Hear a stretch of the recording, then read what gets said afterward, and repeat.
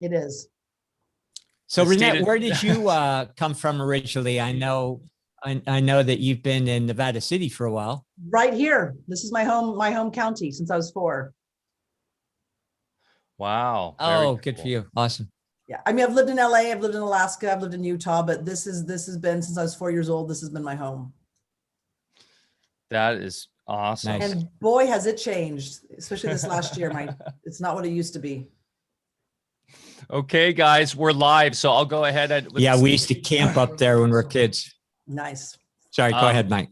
I was just going to say, I want to get this started. So I'm going to hit record so we can respect Reinette's time and go ahead and do this. So just give me a second here. And hey, everybody, pop on into D Live.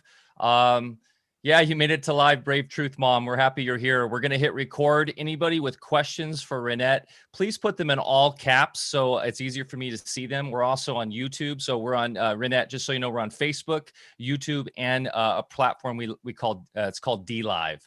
Actually, we like the most because it's more decentralized and they don't censor as much. So, okay, guys, I'm going to hit record and we'll start the podcast. Boom, and we're back for another episode of AlphaCast. My name's Mike Winter, and I'm here as always with Dr. Bear Paul Lando, coming to you live from the beautiful Smith River Recreation Area in the great state of Jefferson, where freedom still reigns supreme, at least in our neck of the woods. And we're so happy to be here. It's been a gorgeous summer so far, as we just celebrated summer solstice and the farm's kicking, and life couldn't be better, really, considering everything that's going on in this crazy world that we live in. Today, we have a very exciting guest, someone who is out in it, doing it, in the thick of it all, and somebody we can't wait to hear from. A couple points of business real quick. Music in Sky is right around the corner. Our Freedom Gathering, our 4th of July Freedom Gathering, 500 campers coming together in Calaveras County. It's going to be a wonderful event. We're about sold out. If you're interested to know more about this, if you're just learning about this, you can find out more at musicandsky.com. We cannot wait for that. It's right around the corner. Super excited. Just everything else you can find out about us at alfavedic.com. That's ALFAVEDIC.com. Bear is coming out on a new Crow 777 episode in I think the coming week or so. So look out for that. And lots going on. So just stay up to speed on our Telegram. That's t.me/Alfa Vedic. That is really the best place to stay up to date with everything we're doing. That or Discord, alfavedic.com/Discord.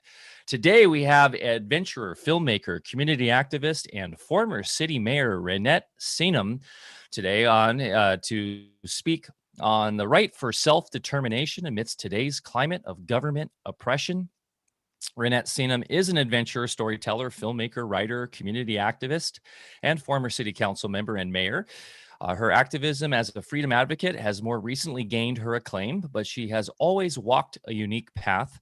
As a 27-year-old self-made adventurer in 1994, she battled sub-freezing temperatures, exhaustion, and the vast loneliness of the Alaskan wild, traveling over 1,500 miles, hauling a sled weighing 160 pounds with her rescued sled dog. As the mayor of Nevada City, California, Reinette rose to her oath of office to oppose Governor Newsom's statewide mandate to wear masks by correctly asserting the order could not be enforced. Quote, "As you go about your day today, no, there is no law that orders you to wear a mask. Our governor does not have that unilateral power to make such orders. Ask our local police chief or officers. They will not and cannot cite anybody for not wearing a mask because the law does not exist." Quote. Reinette's bold response predictably drew the ire of the political class, prompting her resignation from the city council. Reinette stated, "These lockdowns and what I would call house arrests of a healthy public are draconian and are doing massive destruction upon our local economy and the overall well-being of our community." And when I would say that as an elected official, I got the wrath of God. So I'm going to say it as a private and free citizen. Hear, hear. We could not agree more. We've been shouting this from the rooftops since this whole shenanigan started and before, warning people about the impending pharmaceutical mandated adult vaccine agenda, which has been on the books for decades. Reinette, so nice to have you here. Dr. Lando as well. How are you today, doctor? Doing phenomenal, Reinette. So glad to have you here. A lot to talk about. If you guys don't mind, I just take a moment, start this off a little bit more solemn. You know, a friend of ours, friend of Alpha Cast here, John McAfee, was recently suicided. And he was a good friend, and he gave us favored status to interview him whenever we cared, because he really liked what we were doing here, and we had a lot in rapport. And he was a really fun gentleman. You know, he was what the phony Bill Gates of the world hoped to be. You know, he was the real deal. He was a true tech genius. He was a maverick. He was a libertarian, ran for president twice under the libertarian banner. So John, my friend, we will miss you. You were one of the good ones, and I know you'll be working behind the scenes here, and you inspired a lot of us. So, yeah, he knew that they were going to get him, and he announced that he would never commit suicide. And of course, within hours, last time we talked to him, he was just right before they put him in a Spanish prison, and then just hours before the U.S. was about to extradite him, they pulled the plug on his life. So, you know, this is the sort of thing, you know, that really needs to stop. I've seen personal friends end a similar fate, and, you know, we've talked about it on this platform. So, you know, I'm over it, and it's time to change our world for the better, which is a perfect segue to get into our guest, who is just a phenomenal, courageous, you know, one of those true heroes on the planet in my book. Reinette, thanks for making time for us. Now, you know, we could jump right into a lot of your activism and what, you know, led you to this point, but maybe we could just digress a little bit and talk about your you know, get a little insight into your persona relative to your adventures out in the wilderness. And my question is, what would prompt you to tackle the Alaskan wilderness solo like you did? I mean, that's an amazing story. So if you wouldn't mind starting there. Sure. Well, thank you, Dr. Barr. It's a privilege to be on your show today. You just do really great work, and you are a really wonderful and important platform for voices like mine to get out there, because we know the censorship is absolutely unhinged right now. And the only people who ever censor are the ones who are on the wrong side of history. So it's lovely to be on the right side with you. And so, yes, what prompted me to do these extreme treks. So, well, I'll try to keep it as short as possible. It was a series of events, but ultimately, what did happen was, after high school, my adoptive mother died. I was adopted at 2 months old, and her last words to me were, "If you're ever going to do anything, go do it now." And this is a woman who was going to start her life in a year when she retired, and she missed it. She missed her retirement. She missed living life by a year. So I went off traveling around the world, got the adventure bug, came home, wanted more of it, found out there was a bunch of men and women training to go to the South Pole. They were taking team members, and I was able to get on that team. And I was quite creative. You know, they were asking me questions, applications, how long you been skiing? I was like, well, 15 years. I was talking water skiing. They were talking cross country skiing. They're like, well, what's the coldest temperatures you've been exposed to? I'm like, well, I've been exposed to -10, which is good for California. I didn't tell them it was a walk-in freezer at the local grocery store where I used to bag ice, where I worked. So I qualified on paper, and I trained with them for 10 months. And I had to raise a bunch of money. They went without me. I could not raise my $70,000. And then I actually put together an American Women's Trans-Antarctic Expedition out of Snowbird in Utah. And after I got the top outdoor women on the team, I was about 23, 24 years old. They said, Reinette, we've been doing this stuff for 15, 20 years. You're just starting. And they kicked me off the team, and they went to the South Pole without me. So in good fashion, I was depressed, and it took me a year to recover from that. And at the same time, I was doing a personal search, because I started looking for my natural birth mother at the age of 11, actively looking for her, writing to research organizations. And now I was almost in my mid-20s, and I could not find my mother. I could not find my family. It's like they had disappeared. So I thought, you know what, you're never going to find them, obviously. So what you're going to do is just go out there and find out what you're made of. So I spun the globe around, looked at Siberia, I looked at Greenland, and I was like, Alaska. I'd already climbed McKinley by then, Mount Denali. And I thought, go climb it. So, go cross it. So I went up to commercial fish in the Kodiak Island. And I thought if I wasn't tough enough to commercial fish, I wouldn't be tough enough to cross Alaska. So it was a litmus test. And so I went commercial fishing on a boat called the Big Valley, which I would see about 12, 15 years later actually sink on a show called The Deadliest Catch along with my captain and another teammate. 5 men perished on that boat. And after 6 months of commercial fishing, I was pretty much done with humanity because when I shared my dream with the men, I was the only woman on this crew. They were doing everything in their power to absolutely destroy me because like, no, California greenhorns don't cross our last frontier.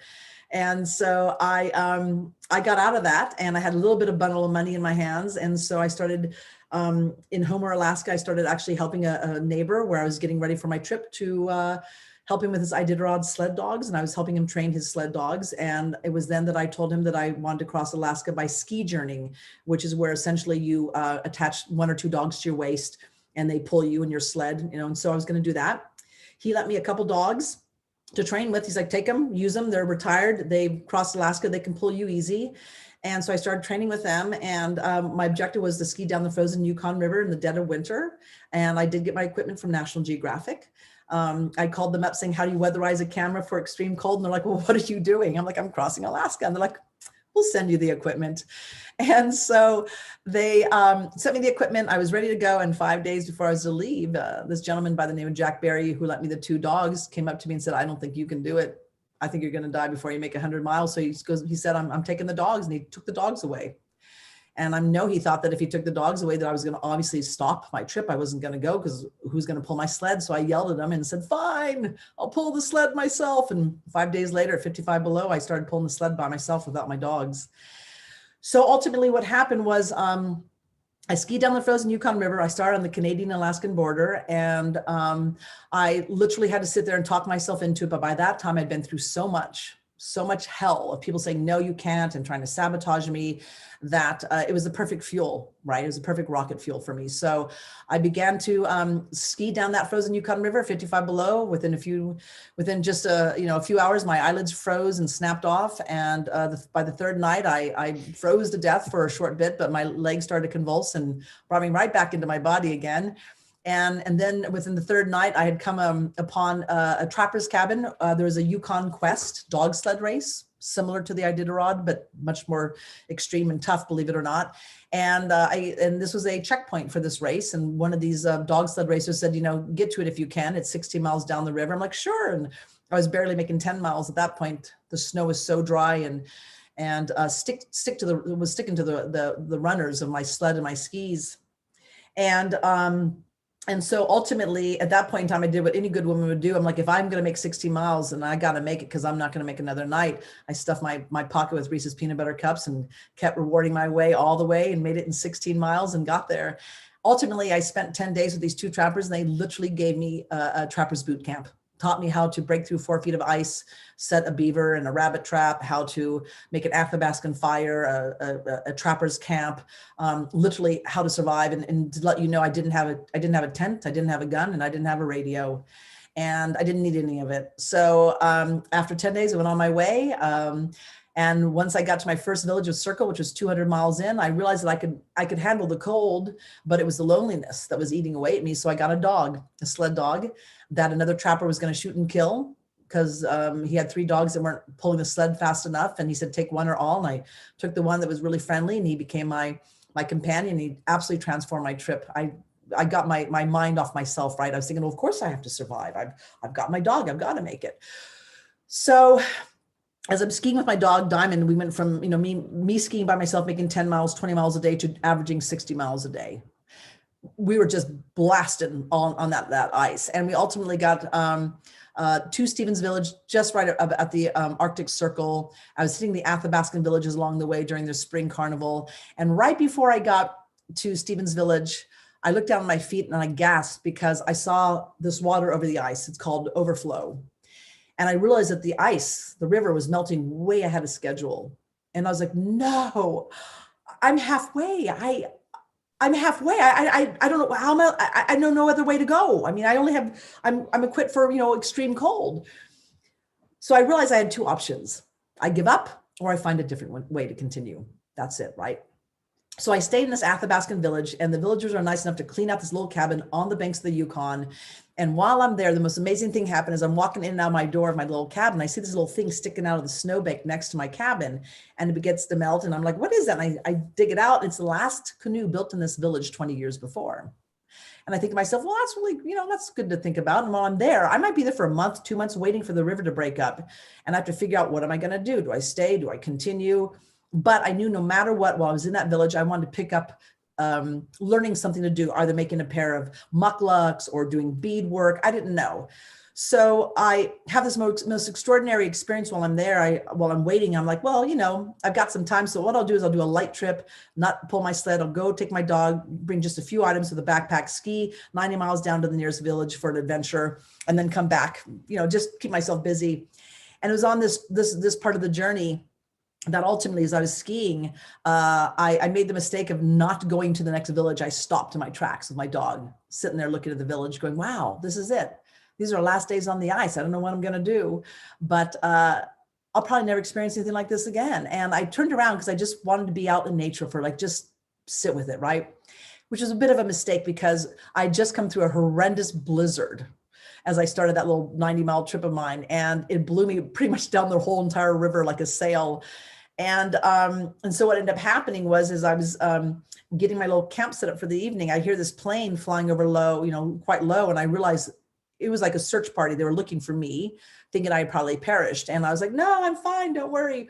And then about, I don't know, less than an hour later, another plane comes along and he flies very low overhead. And sure enough, he throws something out. I'm thinking it's going to be chocolate chip cookies or something really yummy. And he's yelling. The pilot was actually opening his window and yelling something out to me. And I'm like, I can't hear you. And so when he threw this out, I was very excited. And I picked it up, and it was a plastic bag full of Milk-Bone dog biscuits. And they were delicious. I did not eat them. My dog wouldn't even eat them. Diamond's like, I eat salmon. I don't eat that. That's cardboard. And so, but there was a note in this bag that said, it was from State Trooper Bob. And he said, look just checking on you.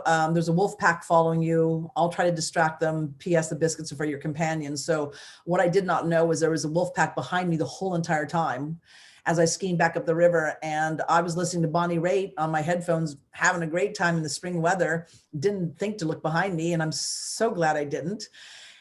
And then the next morning, I'm getting going before the sun rises because the ice is slick and hard. And as I'm starting to get going, getting my rhythm, I stop in my tracks and I'm thinking, the wolf pack. So I turn back behind me to look for the wolf pack, and I don't see it. But what I do see is this beautiful, huge, amber, golden full moon sinking behind the face of the canyon. And I go, oh, I almost missed that. That's stunning. Look at that. Oh my God, that's gorgeous.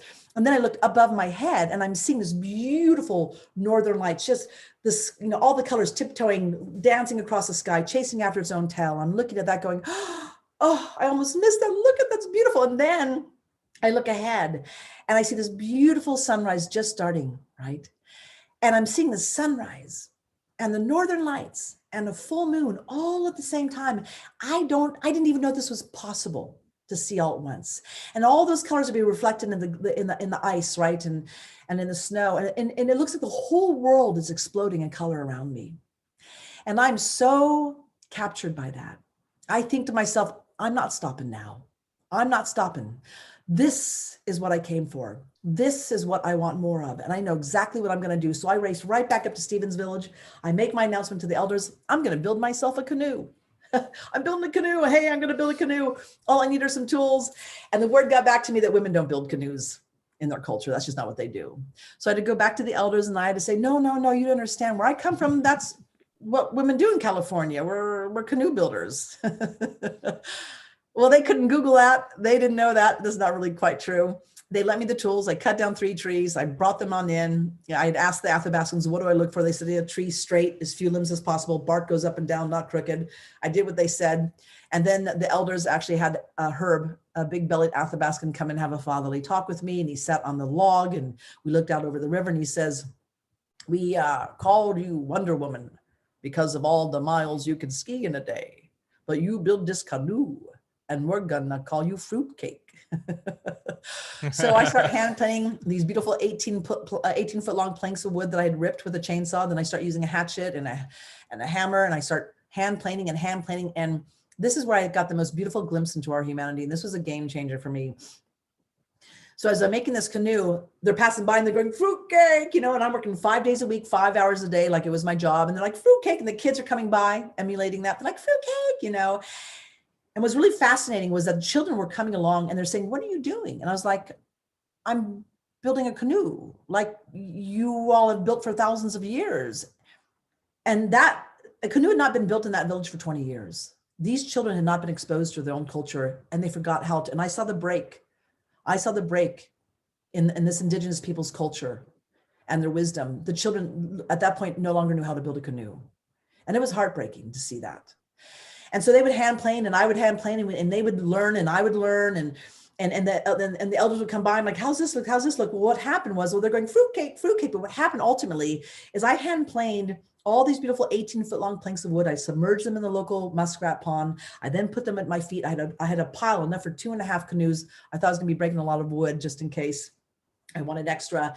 And this beautiful thing happened. All of a sudden, when I started to assemble this beautiful canoe with the ribs, right, and the bars and stuff like that, they stopped coming by saying Fruitcake. Instead, they started to come by and say, I got a sea clamp for that if you need a sea clamp. And someone else came by saying, I got some galvanized screws if you need some. And then someone else came by saying, I got some oil-based marine paint. You like blue and red. And I made that thing in 3.5 weeks. It was 2.5 weeks of hand planing, a week of assemble, and then I paddled that baby 900 miles in 11 days on flat water. Wow. So that took me 4 months, 6 days. And then I sent the footage to National Geographic. They edited a short little 10-minute version, put it on air. And they told me that I was the first woman on record that we knew of, right? White woman, in record, I don't know. Indigenous women may have done 100 or 1,000 years ago, I don't know. But on record as the first woman to cross Alaska alone. But what had happened to me was that ultimately shaped me for my leadership later on. And the reason why I did was a couple different things. One is I was trying to escape my humanity. And my humanity wouldn't let me. I was a stranger on the ice, but when I'm out there skiing by myself, I would have a bush pilot land while I'm there with my dog, and he'd sit there on his skis, throw me a Snickers, open up his canister of, his thermos of hot coffee, drink it, say, how you doing? Is there anything I can do for you? Do you need anything? Are you okay? And I'm like, yeah, I'm fine. Thank you for asking. He's like, okay, so I'm just checking, and he'd fly away, right?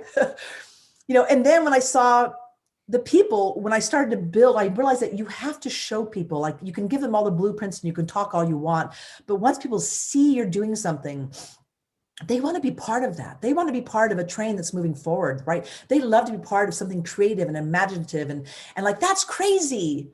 Let's do it, right? So I understood how we fundamentally work. And there's also something very interesting too, I learned about myself and all of us, right? And that is, if somebody said to me on the banks of that Yukon River, Reinette, in order for you to get from point A to point B, this is what you're going to have to do. You're going to have to freeze your eyelashes off. You're going to have to find 2 trappers to teach you how to make an Athabascan fire and a trapper's camp, and you have to learn how to cut through 4 feet of ice to learn how to set a beaver trap. And you're going to have to learn how to cut down 3 trees, build a canoe, be chased by wolf packs, blah, blah, blah. I would look at you and I would say, you're crazy. I can't do that. I don't know how to do any of that. I wouldn't even know where to start. But when the time came, and every single time when I had every available reason to say no and give up or find a different way to continue, every time I found a different way to continue. And that is the human spirit. That is in all of us. And that journey is what totally created this lens that I look through as a leader and as an individual, as a human being these days. Absolutely remarkable. Thank you for that. And I can't think of any better probably training experience to temper one's constitution to meet the perils of the political class. So which do you think was worse out there, the perils of the wild or the politicians?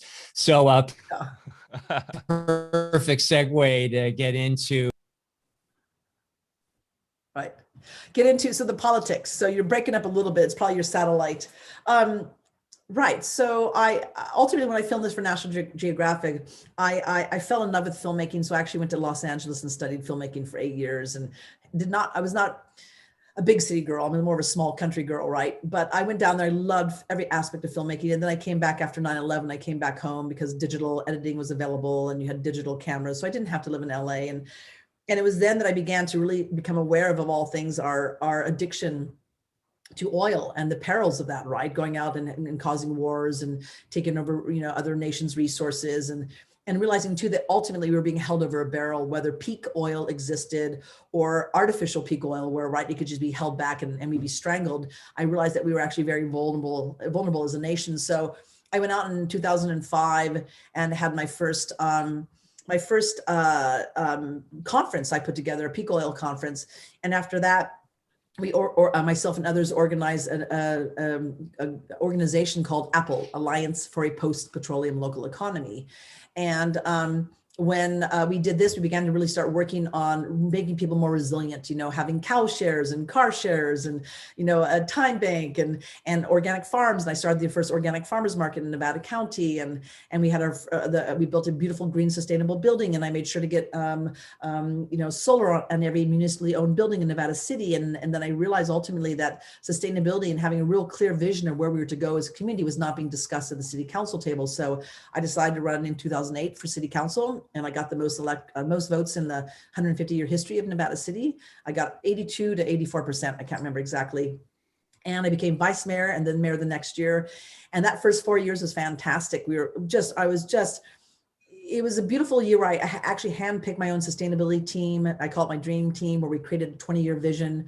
It was the first city sanctioned sustainable vision for the city ever.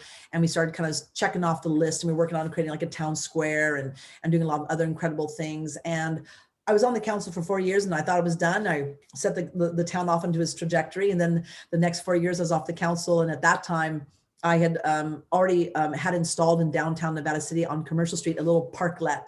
We called it the Boardwalk. And we were doing this to ultimately kind of create an example of what a town square could do for the strength and the beauty of a community. Most cities and towns, including Nevada City, lost their town squares to highways, believe it or not. Highways took out town squares throughout the United States, and that actually changed the fabric of communities and the health of communities, right? If you didn't have that nexus point, you're basically disabled. So we were trying to bring that back because we realized that communication and networking, you can have all the farms you want and this and that, but if you don't know each other and who has what supplies and sources, you're still disabled and you're crippled. So that was really key. So this parklet for those 4 years, I was waiting for somebody to kind of go out there and maintain it and take it on, and nobody would. And I thought, well, why don't you just go do it, Reinette? So I went out and I started planting, 14-foot high sunflowers and planting beautiful flowers and resanding it down every year and maintaining it. And it was like a 4-year, social, political social degree that I received, because I really sat there for hundreds and hundreds of hours just watching the town pass by, right?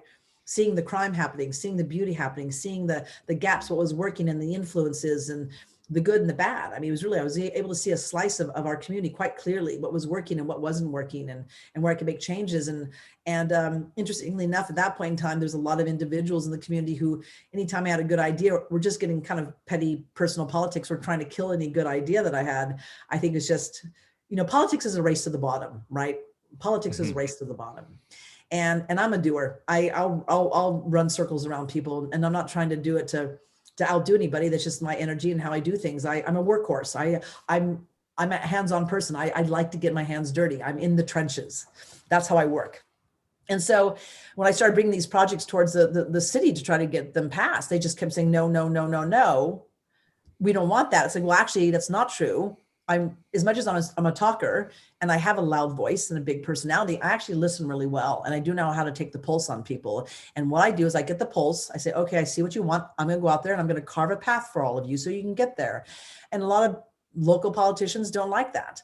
And so over and over again, they kept saying no. I thought, well, it looks like I'm going to have to jump back into the fray again. And I ran again and I got reelected and I became vice mayor and mayor again.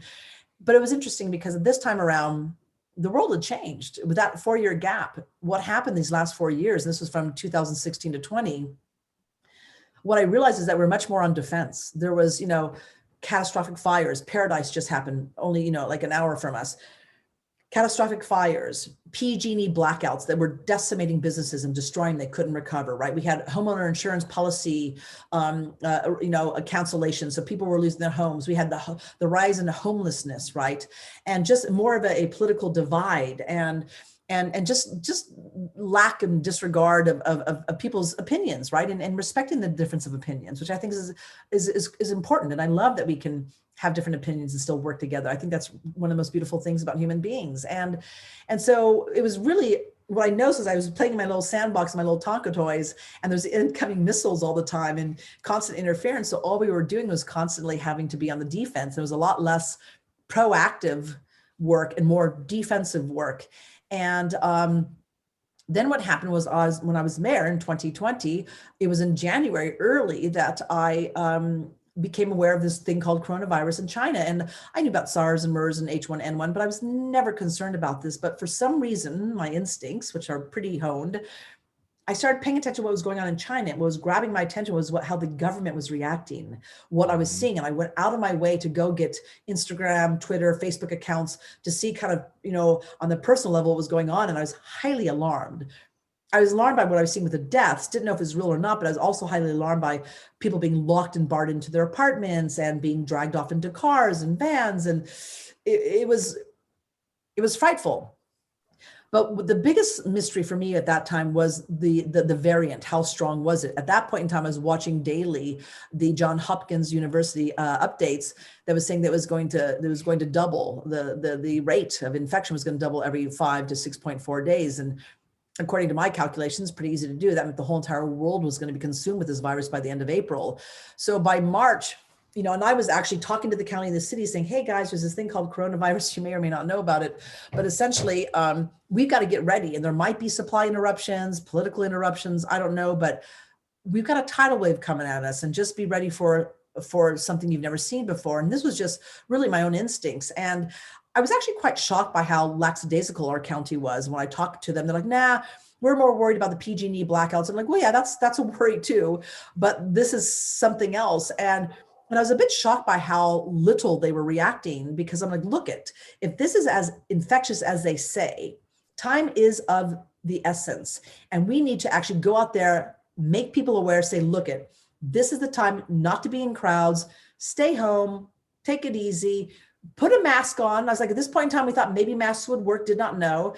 And protect yourself, get some supplies, and just go out as little as possible, until we get the data. We were all going off of predictive models at that point in time, right? We had no hard data. So we're just doing a lot of guesswork. I then at that time as the mayor signed a declaration of emergency, which would set us up for FEMA funds and other COVID funds later and so on.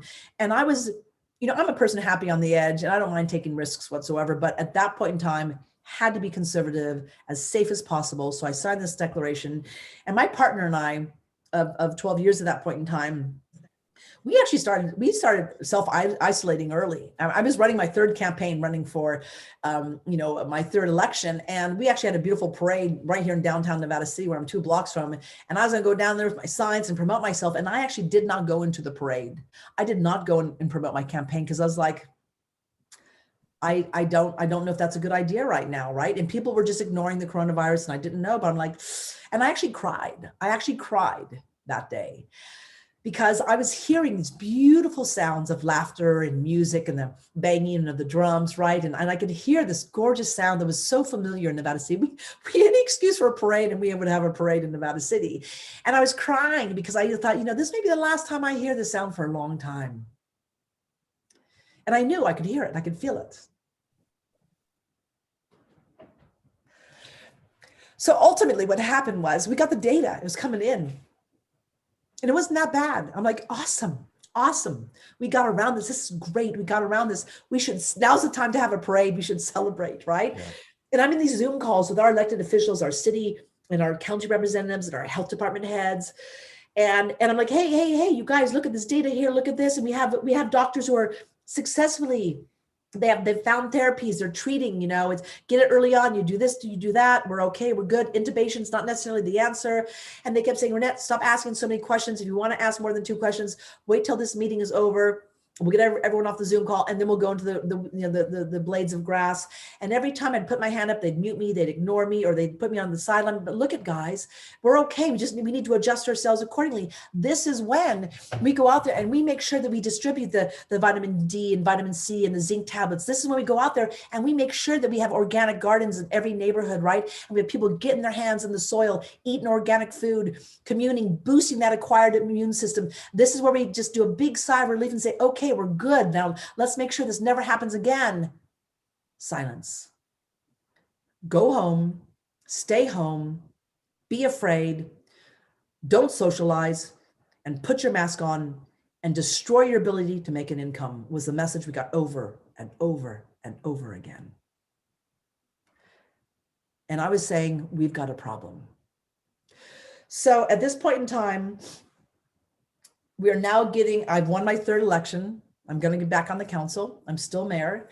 And at this point in time, I'm looking at the research, and my type of leadership is, whether I'm fighting 5G, cell antennas, trying to educate people on anything from parking meter science to going out there and how to, use goats for grazing to reduce our fire risk. I go out there and I literally search out the premier experts in the respective fields. And even with COVID, I was going out there, finding experts in their fields, getting them the right letters to our city council members to put in the agenda package to say, look, it's not as bad as you think. Reinette is actually right, believe it or not. This is what you can do. This is the plan forward. And I was not even allowed half the time to put those items into the agenda, right, throughout my career. And this was another one of those times. And now I do know enough. And let me tell you, I've been a house painter for 35 years, and I've done a lot of other things. I've been ED of nonprofits, and I've had, a restaurant. I've had a cellular phone store, but I've basically also been a house painter. I just finished painting a house a week ago, and I've actually injured my lungs from painting and wearing a mask improperly. So when I was saying to people, like, look at these N95 masks, they're not the end all, and it looks like it's not going to work with these type of virus, right? Because the virus is so small. But you can injure yourself if you incorrectly wear a mask. I know this because 20 years ago, I started to develop a hack at nighttime, and I found out I had what's called industrial bronchitis, which meant I was wearing dirty masks, thinking, it's better to wear a mask than not at all. It was on the floor of my car, but I'll pop it on. I'm spraying today. Or it wasn't fitted to my face and the paint would come in, and I damaged my lungs. So I'm like, look at, guys, masks can, and that's what our health department was saying in the beginning, like, no, masks aren't that safe. People don't wear them properly. No. And then one day, just like Fauci, they just changed their mind. But it's not based on science. It's not based on data. And I'm saying, no, wait, you guys, it's not as virulent. It's not as deadly. We're out of the woods. Let's get back to life. Now the sun's coming. It's summer. Let's get the acquired immune system going. Let's promote vitamin D and C and zinc and so on, and healthy living and getting your hands into the soil. Let's do that. And again, crickets. And then here comes Governor Newsom, and he makes this mask mandate. And I've been watching him making these executive orders over and over again, totally bypassing the legislative process, which is absolutely legally required in order to pass bills. And he has now made himself the king, and he's passing these laws. And let me tell you, he's passed over 400 laws in less than a year, like in 6 months, actually. This is a record by himself. This is not democracy, just to be very clear. This is not representative government, to be clear. And so he makes this mask mandate, and I'm like, wow, didn't know we could do that. So I went down to our police chief at that point, and I talked to him. I said, Chad, so this mask mandate, I said, tell me, I said, are you going to enforce it? And he's like, no. I said, is this legal? And he's like, no. He goes, there's no penal code. We can't do a thing. It's not a law. There's no penal code, and we can't enforce it. And it's just, that's not how it works. I'm like, thanks, that's just what I wanted to know. Thank you very much. And then at the same time, I go back home. There's a woman named Peggy Hall, who's the Healthy American. I had been watching her videos, and she happened to have a video going through how laws are made, how legislation is done, what Newsom had done illegally. And I don't care what the courts are saying. The courts are now hijacked, and they're as corrupt as can be. And they're saying, well, as long as it's an emergency, he can do this. Like, but we're not an emergency. And emergencies don't go on for years and years. Emergency is like for a matter of a few days, a month or so, until you get everything, taken care of, and then you're out of the emergency and you move on. It does not go on in perpetuity. So I went out there because at this point in time, I had been so frustrated that nobody was hearing me. Our local press was eviscerating me, villainizing me, misquoting me, lying, misrepresenting the truth, that I'm like, okay, I guess I'm going to have to go out there once again. I've done this before on Facebook and make a big, bold statement. And I went out there and did exactly what you had read earlier. I made this post and I knew it was gonna, cause darts to be thrown at me, but I'm like, I've got a job to do. And I took an oath to protect my constituents from enemies, foreign and domestic. And from what I can tell, we've got a lot of enemies around, domestic enemies all around us.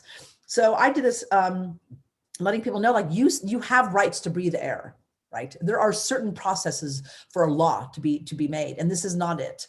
And I have a job, not just as an elected official, but just as a citizen, as a community member, to protect my friends and my neighbors, to say, look at you guys. And this is the other important piece too that I was really disturbed by. When we had first come out of that lockdown, Dr. Barr, we came out of that lockdown this one evening, people were like literally kind of coming out of their homes. I was in a little tiny back patio of a restaurant called 111. And I'm sitting there and I'm watching people walk out, people I know, friends, they're teenagers, and they're walking out and they're kind of doing this. They're just like, and they're walking out with this look of shock on their face. And they're kind of almost doing this like, are we here? Did we survive? Are we okay? And I'm looking at them and I'm thinking, what in the world? I'm looking at their face and their eyes. And I'm thinking, what is this reminding me of? And I realized, oh my gosh, this reminds me of when I went to Hurricane Katrina right after the hurricane had happened. I went twice. I went there to muck out houses and to rebuild. And then I returned to do animal rescue, which I have one of my cats who is still here 16 years later. And when I was there, I saw this look of shock and trauma in people's faces, right? Even months later, they were still in shock and had this look of trauma in their face. And I'm looking at my neighbors and my friends, I'm looking in their eyes, I'm like, they've been traumatized. They're in shock. And I'm thinking, why are they traumatized if they're in the safety of their homes? Why would they have this look of shock? What's going on, right? And I realized, I get it. Everyone was locked up. And what happened? Universally, we all had a screen put between me and you, me and community, me and a different story, right? Me and the world around us and our experiences.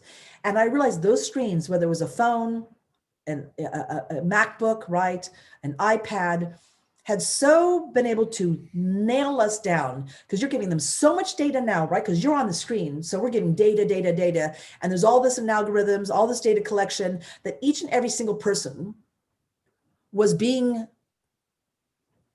having the fear of God put into them, and absolutely 100% traumatized that they were going to die, that they were not going to live unless we did every single thing they did.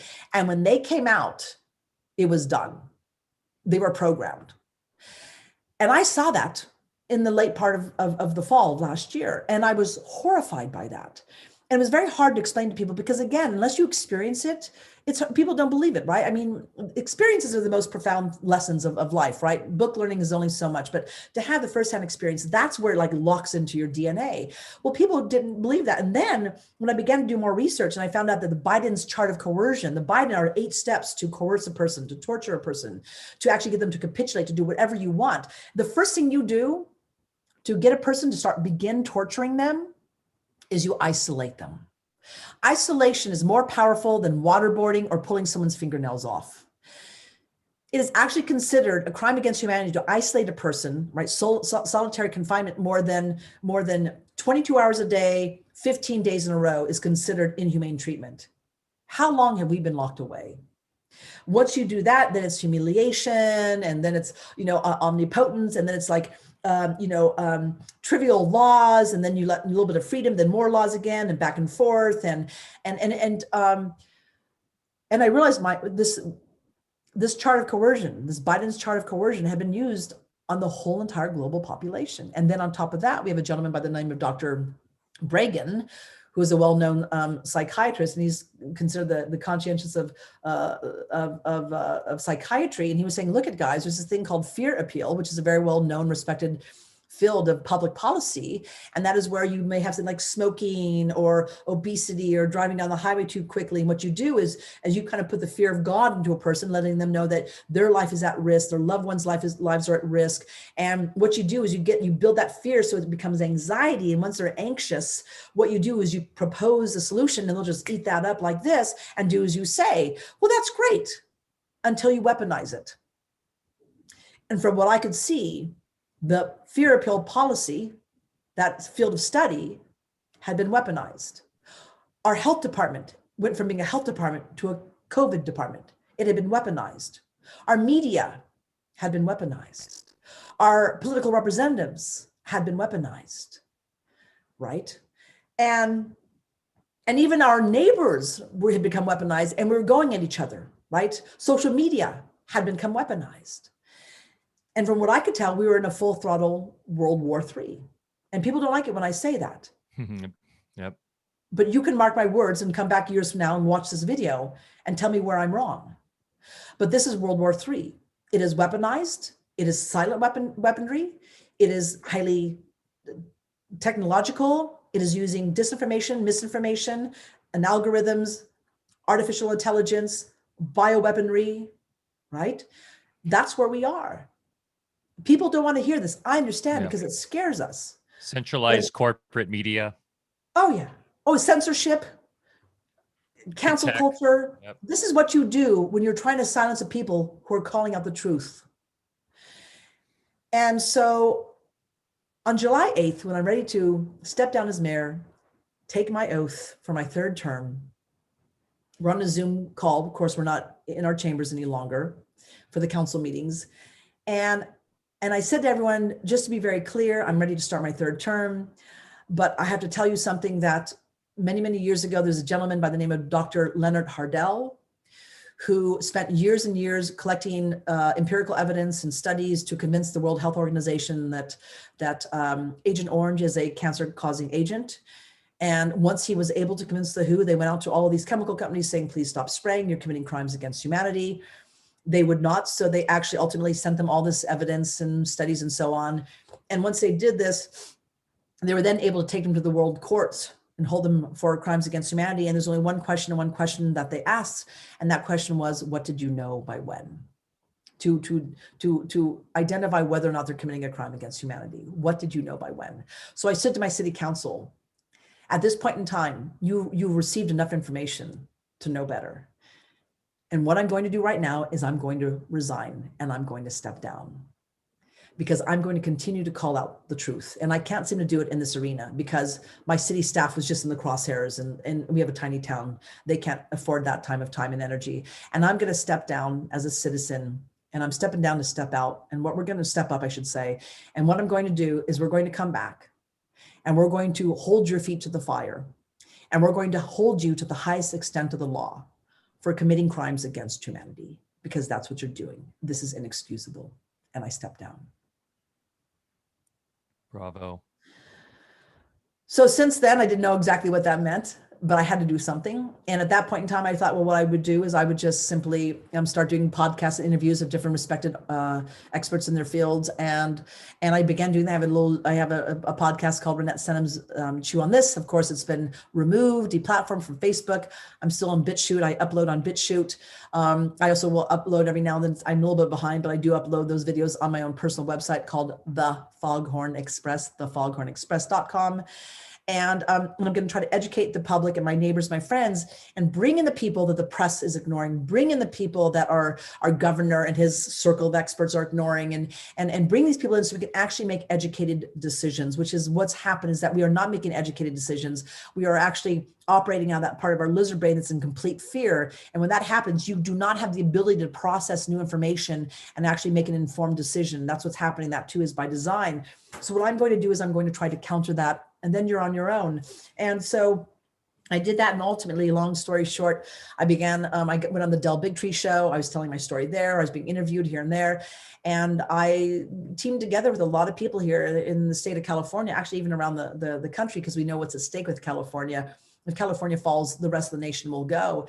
And we put together a statewide campaign that we'll be announcing here in just a matter of days. And we call it the Wake the Bear campaign because we're waking the mama bear. And And it's all about the seventh generation principle. This is a beautiful statewide campaign. And the seventh generation principle, to let people know what we're doing, is many people don't realize that the Constitution was actually inspired by the Six Nations of the Iroquois Confederacy. Our Indigenous people gave us this beautiful sense of freedom that we have, right? And I, as a gay woman, have been able to go out there around the world, do whatever I dreamed of, whether I'm successful or not. I have had the great privilege of being able to pursue any dream that I conjured up. And if I were a Pakistani girl or an Indian girl, I would not have this privilege and this luxury, right? This was given to us by our Indigenous people. And it was not until 1988 that Congress actually finally recognized that, formally recognized the Indigenous, influence of the Iroquois Confederacy. But what's really fascinating, as we look at our Constitution, it's just kind of falling apart and seems to be getting eroded and eviscerating. And that is because ultimately, when I'm looking at that, going, why is this happening? Why is it that it stood the time with our Indigenous people, but not with us? And I realized that this beautiful vessel, the Constitution, had two important components that we did not include. Every vessel must have a compass and an anchor. And this vessel came without the compass and the anchor. The compass being the seventh generation. Every decision you make today must serve 7 generations from now. You do not steal from the future. You do not take from the future, right?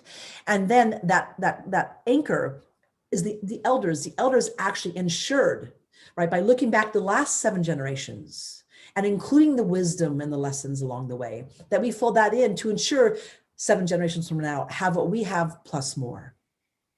So what I began to do with other brilliant people who are as concerned as I am for our children, because right now they're clearly being experimented on 100% by these biological experimental inoculations, is that not only have we taken their future, but as my dear friend Lee Dundas said, we have even taken their today. It's gone. Mm-hmm. So this beautiful platform, we have a contract with Californians. It's 23 pages long, and it literally lays out a blueprint for California. And it has 7 different components to it. And all these components always have the lens of the 7th generation. If it does not serve 7 generations, we're not going to do it. And it is a living document. And what I mean by that is it is not static. We are always folding in that collective genius. That story I told you about building the canoe, I was able to build that canoe and paddle that baby 75 miles a day through 3 to 4 foot white-capped waves, because I was sitting there hand playing. The Athabascans would come along and they say, well, a little bit of this and a little bit of that. And I allowed that collective genius to be folded in. I did not own it as myself and hold my cards close to my chest and say, no, mine. No. What I have learned is I might have a spectacular idea, think, I got this great idea, I'm going to do this. And when you let the collective genius come in and add to it, I would always overshoot my most wildest dreams and concepts, because I let that collective genius go, right? So this contract with Californians is on paper, the collective genius. This is our roadmap. And what we're doing is making sure that this campaign that we're putting forward, that our success is not going to be incumbent upon winning the statewide campaign. We're going to make sure that our success is actually going to be incumbent upon changing the face of California through the campaign itself. Because we know how rigged these campaigns are. And we're not breaking any laws. But you better believe, Dr. Barr, that we're not going to play by the rules any longer. And we're out there to change the game and to ensure that 7 generations not only has the planet we have today, but a better one. Bravo. Wow. Bear, are you there? I'm blown away. That was so amazing. We know that people like Newsom are experienced, and I've had a little experience. Bear, you're breaking up pretty bad. Myself, you're breaking up pretty bad, right? Believe are actually. Okay, Bear, can you start over again? Mike. Okay. Well, I think I know where we're going from, and this is what I'll say here. We on this show we talk a lot about how there seems to be an ever increasing stratification of a global corporate sphere of control over all aspects of of society, of our lives. And this goes from the federal level down to the community level. And we know with things like Agenda 2030 and sustainable development stuff that they call that, but we know it's not that, right? They've injected this into the locality to take over local government. Is there still a political solution, do you think, Reinette, for this? Or is it going to take more of a ground swelling kind of uprising to really have an effect to turn the tide against this large stratification of global governance? Wonderful question. So this campaign we're talking about, there's no one person that's going to save us. And I don't care who gets elected, let's say, for instance, as governor with this recall or for the 2022 election cycle, one person cannot save us. That's a myth. They can help us. They can give us tools. They can set policies. They can help set ourselves for a different shore, for sure. But this is all hands on deck. So what we're doing with this campaign is that we're going around and not just promoting somebody being elected in one position, is we are going to inspire and motivate people to run for every school board, county commission, city council, mayoralship position. And this is what we're asking them, is that ideally it'd be great right now if people would just drop the Democratic Party and the Republican Party, because really, come on, folks, they're representing big money. And you cannot be a Dem or Republican right now and not be absolutely ruled by big money. You cannot serve the Democrats or the Republicans right now and actually serve the people. That's diametrically opposed. It's impossible, because big money has gotten a hold of our whole entire political system, period. But what we're doing is we're saying, look at folks, best thing to do is actually vote for somebody who's a declined estate, somebody who's not in the party system, because a declined estate could actually represent you right now. Right? They could actually hear you like I did on a small scale, right? We're talking scaling up here. On a small micro scale, I was able to sit there on that little tiny boardwalk in downtown Nevada City on Commercial Street, get the pulse of the people, and go right into the city hall and represent them without interference, right? But you can't do that with the Democrats and the Republican Party, because you got big money behind them. And if you start going off and derailing and representing the people, they're going to rein you right back in again. That's how that's going to work. So that's the first thing. But what we're doing is we're challenging people this statewide campaign, this Wake the Bear campaign. And what we're saying to people is, whether you are a Democrat or Republican, if you want to stick with those two parties, fine. Independent, fine. Libertarian, fine. But this is what we're going to do, and we're going to challenge you to do, is we're going to ask you to think of your children, your grandchildren, and what we've done to them right now. And we're going to ask and challenge you to actually fold in that seventh generation principle into everything you do. Whether you're a Republican or a Democrat, we're going to ask you to think about the children, because this is a form of drafting. And what I mean by that is, if we think ahead, we will pull ourselves forward. If we look forward, we will drop our weapons, we will drop our caustic words, we'll look to the future, the betterment of the children, and we'll literally come together without sitting there having to battle it out and think someone's going to win. No one's going to win in this game. No one's going to win in this ring that we're in right now. But if we all redirect our attention to the future, we will literally pull ourselves forward and end the divide once and for all. And when people say to me, what do you mean seventh generation? How do you fold that in? I'm like, I'll give you a real simple, basic example of what I'm talking about. Let's say I'm a farmer and I've got weeds along my farm and my roadway, and I want to get rid of those weeds. I can ask myself, do I spray with Roundup, glyphosate, or do I spray with white vinegar? What better serves the seventh generation? Mm-hmm. And this is what I've said to many, many years ago. I had a great meeting with a gentleman by the name of Stan Meckler. His son, Mark Meckler, had started the Tea Party. Actually, the Tea Party Patriots started right here in downtown Nevada City, right where that little boardwalk was, as a matter of fact. Wow. Didn't know that. And we were diametrically opposed, right? I'm this more libertarian, more liberal. Well, actually, I'm a little bit of a libertarian, a progressive libertarian.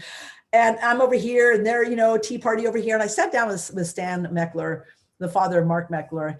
And we sat down, and it was like a big deal for us to come together. We had this breakfast this one morning. And I asked Stan, I said, what's your biggest concern? And this was 11, 12 years ago. And he said, I'm worried for my grandchildren. And I said, I'm worried for your grandchildren too. And we had an instant connection. And once we connected, we started to talk about that, right? And I realized that this is where we were coming together. And I said, Stan, I said, I have to tell you something. I said, I understand the Tea Party, and I actually don't disagree with a lot of the what your beliefs and so on. I mean, I'm not your normal progressive whatsoever. I mean, I really, you can't pinhole me or, you know, put me into a box whatsoever. I just don't operate that way. But I said, I kind of understand all the parties and where they come from. I don't always 100% agree, but I said, I understand the Tea Party. I said, but I have to tell you something. I understand why you want smaller government, because I actually do like smaller government, right? That's a little bit different than most, let's say, Democrats and progressives. I said, I think they're interfering in our lives a little bit too much. I said, but let me tell you, I said, you would be able to get more people fold into, let's say, the Tea Party, if you would encourage your ranchers, your farmers, your Tea Party members to actually fold in that seventh generation principle. And if we could actually have the farmers and the ranchers and, you know, so on, and the politicians actually make the decisions at the local level to serve 7 generations, we don't need government telling us what to do, giving us the red tape, giving us the fines, giving us the fees, giving us the interference. If we would just make the decisions, we don't need big government to do it for us. Because let me tell you, all those environmental decisions and all that red tape they've been giving us hasn't served the 7th generation anyway. It served their pocketbooks. It served big corporations. It has, after all this environmental regulation, where are we? Nowhere. We're on the brink of ecological disaster. And I'm not talking climate change.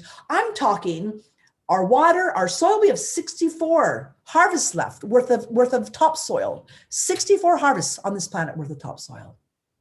Now we're saying we don't have water. We live on a water planet. You telling me you don't have water available?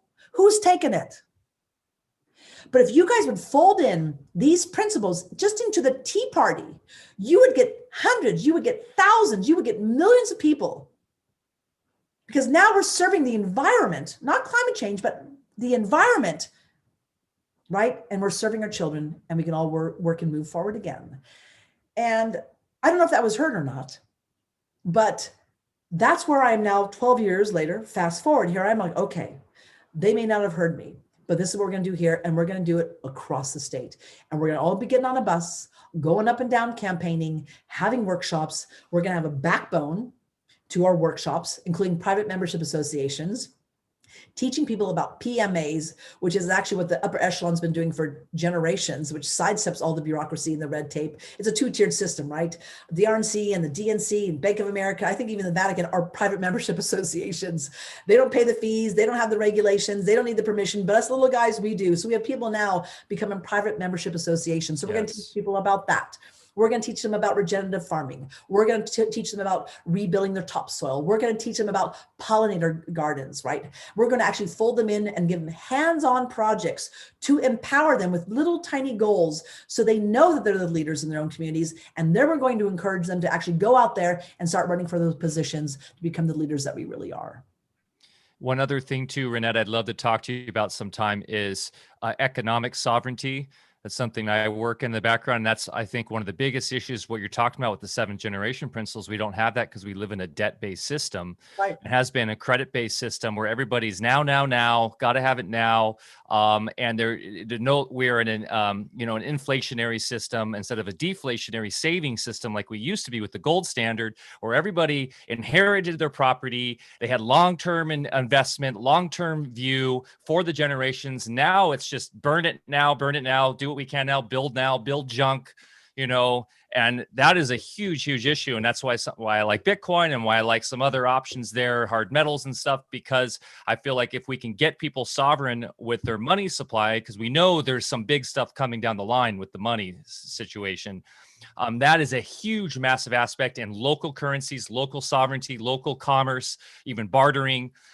Developing all that. We'll be talking a lot about that at Music and Sky coming up next weekend. So I would love to have an even offline chat with you about that and some solutions we're developing in decentralized internet protocols, decentralization using new technologies. 100%. And the blockchain, absolutely need to utilize blockchain for elections. 100%. All these good works I'm talking about, if we do not have control over our election process forget about it. So we've got to get a handle on that. And that is absolutely critical. We know that's a crisis. So the best thing I can think of is blockchain by far, because even if you do ballots and stuff like that, we know ballots can be, manipulated and printed out and so on. So that's critical. Decentralization. We can decentralize our power grids, our water sewage treatment plants, our water treatment plants. Absolutely. We're using zeros and ones in a computer for our dollars, and we've got, of course, a fiat currency. But the truth of the matter is I started a local time bank here 7 years ago called Our Nevada County, HOUR, Our Nevada County. And literally I keep an accounting of kindness. And by keeping an accounting of kindness, that accounting turns it into a global currency. There's over 40 countries that use time banking. And what people don't tell you is that all you need to do is make the decision, like, what are we going to base our asset on, right? And what people don't realize too, and this was a game changer, this is a paradigm shifter for me when I started this time bank, is that I found out that the European witch hunt lasted for 300 years. And the European witch hunt, all of their local economies were based upon the witch hunt. The local magistrate, the local witch hunter, the one who started the fire, right? The one who hung them, right? The one who prosecuted them. I mean, local economies were built upon the witch hunt. That's how they fueled their economies. That's how they made a living. If we can make a living off of the witch hunt, why can't we make a living and build local economies based upon kindness? Whoever tells you that, whoever says to you that's even possible. Hear, hear. I couldn't agree more. And I know, Bear, how's your internet doing over there, Bear? It's a bummer. Well, He's on you satellite. tell me. Yeah, stop me if it's too bad. Okay, go ahead. Okay, so Reinette, this is so wonderful because, first off, just bringing in the fact that the Constitution was modeled on Native American organization and understanding. I tell that story quite a bit and people are amazed and don't even believe it when I tell them that, because of course we're trying to demonize everything about this country and throw the baby out with the bathwater. And of course, the true role of government originally was to be a curator of all the talent out there, within the collective culture. And the fact is also a lot of us already are doing exactly what you're talking about now. Here at our farm, we grow our own food, we grow our own medicine, we make our own medicine. We're, gathering with other people that do the same thing in every location. We're sharing ideas. We have free energy devices. We have all the solutions, of course, but government to this point has been in the explicit role of preventing us all from getting together, and not only doing that, but gaslighting us so that we think that nobody else out there is doing it. Right. So, of course, what you're doing is, the true just return to indigenous cultures. And, as we talk a lot about too, all of us are from indigenous cultures. Right. But as people came to this country, I think a lot of that was thrown by the wayside and forgotten. So we're all getting back to our roots. We're finding that all indigenous cultures have, mostly in common and not otherwise. So, just wonderful. So, we'll be following closely as far as what you're up to there. And what other resources do you have where people can tune in and just monitor the progress and join and actually support you? Right. So there's a couple different things. I do have my own personal website I've had for a few years called thefoghornexpress.com. So when this big announcement is made and so on, we'll be feeding that information into that website. I do feed in also some of my interviews that I do as well, thefoghornexpress.com. There is a website right now that we just have a placeholder called Wake the Bear CA for California, wakethebearca.com. We'll be going live next week with the whole entire campaign. And those are probably the two best places to actually go. So in fact, if you go to wakethebearca.com, if you hit the little here button, you can send off an email. That'll go to me directly, actually. And then we'll get you into our database, and we'll start sending you newsletters and so on. And that's the best way for right now. And it's just, what's really interesting is that what we're able to do today was not available to us a year and a half ago. We are at a precipice. We are at a crossroads. But I have to tell you, in this last year, I've seen more community activism that I've ever seen my whole entire life, combined, where people have actually pivoted. They started their own private membership association, their own organic store that requires facial nudity, a school, right, that's mask free, and it's really about teaching kids what they really need to learn. We've also had people running for political positions that had not before. We have someone who actually started a newspaper called The COVID Times. So these are people who would not have done it before. Right. If you, it's like, again, when I'm on that bank of the river and someone said, Reinette, you have to do all these things in order to get from here to the other side, I'd be like, I can't do that. That's too much. It's impossible. But when these individuals were faced with the challenge of do or die, they all rose to the occasion, and they weren't waiting for permission. They weren't waiting for the city or somebody to tell them, give them the thumbs up. They weren't waiting, get my board together and get my approval and this and that. They're like, no, we're going to pivot. We're going to find a different way. And they just jumped. They did it. That is what COVID has given us, right? That is the silver lining. And we now, for the first time, this is why it's imperative that we actually all jump into action. For the first time ever, we actually have the ability to change government as we know it and to actually bring back true representation that we have not had for generations. This is the moment. And this is the moment to actually really leap and the net will appear, right? This is the moment to leap and just have faith. Have faith, like I did when I crossed Alaska. When I would go and do this trip, it was absolutely astounding to me that I was going out there, putting my life on the line, and at the very moment that I needed something, the trapper's cabin would appear, and I have a 10-day trapper's boot camp. Oh, I don't know how I'm going to cross Alaska. And right there, right before my door, is this little canoe melting under the snowbank. Oh, right when I had to figure out what was I going to do? Oh, there's a wolf pack chasing me, and there's a full moon in a the northern lights and a sunrise all starting at the same time to inspire me to continue on. That's how this existence works. When you say, I'm going to meet you halfway, life meets you back. It's there. It's like, oh, you're meeting me halfway. That opens the door. Come on through. And if you aren't able, you're not willing to knock on that door, life isn't going to be willing to open it. That's what faith is. And I know from my own personal experience, it has happened over and over and over again. And it happened when I stepped off that city council. I cried for days. Because I'm like, I'm abandoning my town. I feel like I'm like, oh my gosh, but I have to do this. I don't even know what I'm doing, but I have to do this. And I'm going to have to let go, right? Step down in order to step up. And as soon as I did that, once I made that decision, before I even made the announcement, the doors just started to swing open. Energetically, the decision was made on a different level, and the doors began to swing open. That's what faith is. And you can sit there and say, well, I've never done this before. That's okay. I've never done anything else before. So what? That doesn't mean anything.